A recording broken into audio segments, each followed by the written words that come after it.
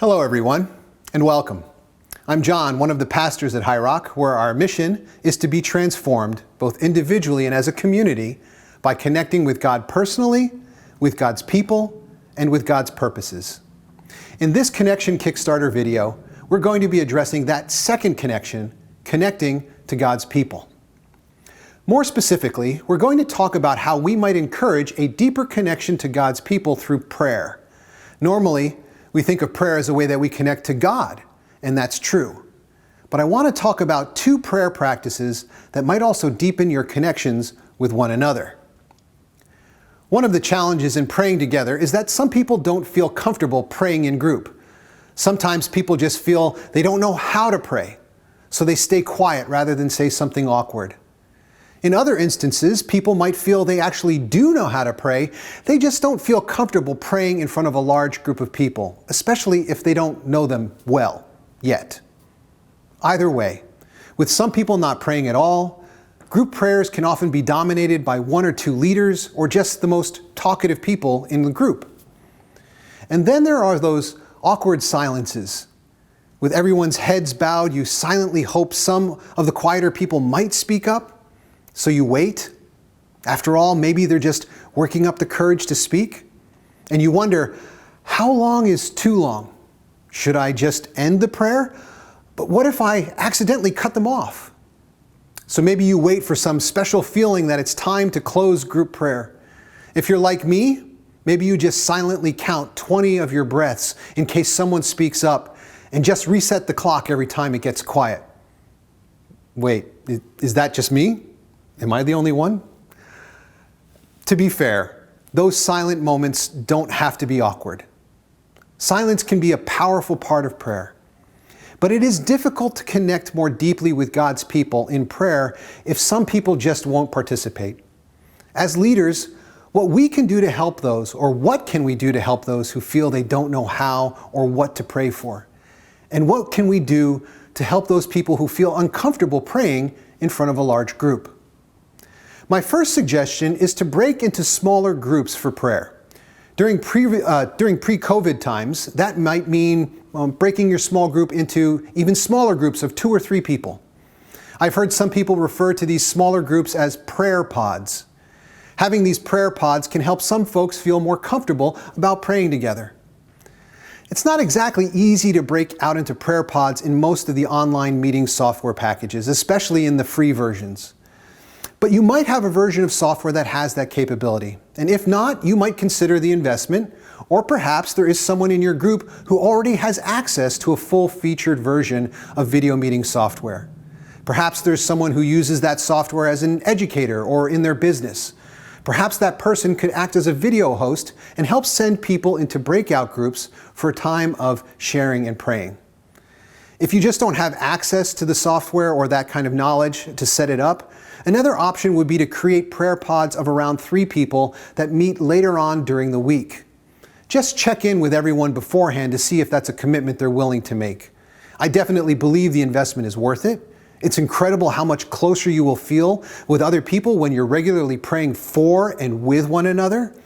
But it's not something you should automatically expect that everyone will be willing to do without asking first.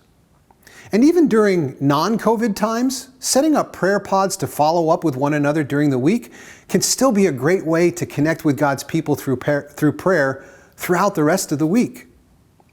So that's one way you can help the quieter people in your group connect with one another through prayer, especially if the barrier is a shyness about speaking up in the larger group, especially when you first start meeting and may not know one another well. Still, some people might not know what to pray while they're together. And when you break into prayer pods for the first few times, you might want to give them a suggestion or two on what exactly they could pray about. One of my favorite ways of simplified sharing is called highs and lows.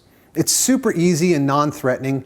People just share one high they had that week and they also share one low. When it comes time to pray, you thank God for the high and you intercede with requests for the low. It's simple, but it's easy to remember, and it gives people a clear outline for how to share and pray when they're together. And clear is good. So that's the first suggestion, breaking into smaller prayer pods of 2 to 3 people.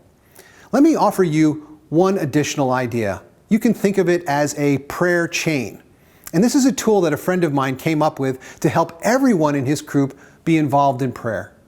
I'm going to explain how to do this group prayer in a physical space, and then I'm going to offer one simple modification to make it work in an online space. First, you're going to ask everyone to share two things. And you can remember these two things by remembering the letters L and R. L stands for life. What is one thing that is going on in my life that's important to me? And R stands for request. What is one thing that I might request from God right now? So L is for life, what happened in my life. R is for request, what I might request from God. Simple. Now here's the part where we can get everyone involved in prayer. L and R not only stand for life and request, L and R also stand for left and right. So when it comes time to pray for one another, each person will pray for two things. For the person to my left, that's an L, I'll pray for what's going on in that person's life. For the person to my right, that's the R, I will pray for that person's request. L and R, left and right, life and request. But what if you're meeting in an online space? Left and right don't work as well, and you're not arranged in a circle. And in an online space, how everyone is arranged will differ from one person's screen to another. But there's a simple modification you can use. Instead of L and R, left and right, life and request, you can change all that to simply before and after. Now this will require that you give a specific order in which people will share. It's probably easiest to just write a list of people in the chat window of your meeting software. This way everyone can remember who went before them and who went after. So first, people will share a before and after. Each person will share one thing that happened before your gathering, and then they can share one request for what they hope God might do after your gathering. And when it comes time to pray for one another, we'll also do a before and after. For instance, when it's my turn to pray, I'll pray for the person who shared before me by praying for what was going on in that person's life before our gathering. And for the person who shared after me, I will pray for their request for what God might do after our gathering. Before and after. Of course, the very first and last people to share and pray will also pray for each other. If you give it a try, it'll be obvious. It's simple, even if it is a little bit awkward at first.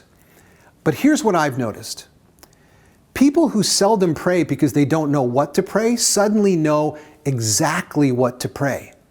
I pray for what's going on in the life of the person to my left, and I pray for the request of the person to my right.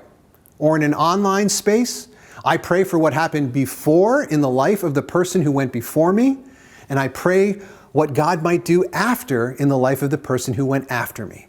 Crystal clear. We don't need to know any special words or prayers or spiritual sounding ways to pray.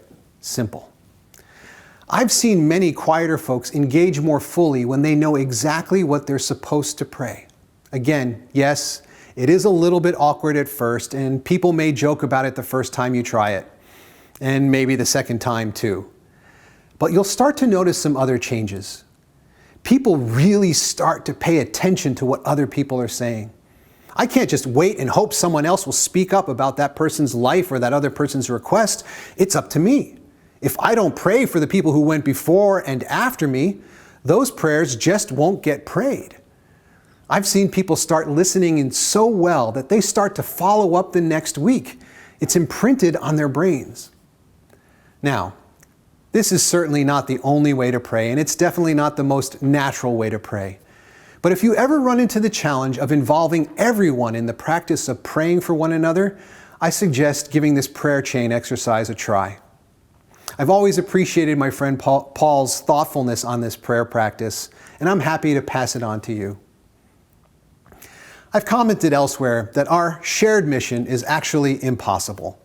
We can't make people connect with God's people any more than a gardener can make plants grow. But what we can do is create environments that remove the barriers to connection and growth. What I've shared with you today are some practices that may help remove some of the barriers to connecting with God's people through prayer. In particular, the silence that comes from not knowing what to pray, and the discomfort that comes from praying in front of a larger number of people that they don't know well yet. In the end, only God's Spirit can create these valuable connections, but we have this incredible privilege and invitation to participate in the process. I hope you've come away with some helpful ideas on how to help your group connect to one another through prayer. If you'd like to explore some more ideas, I invite you to check out the other modules in this series.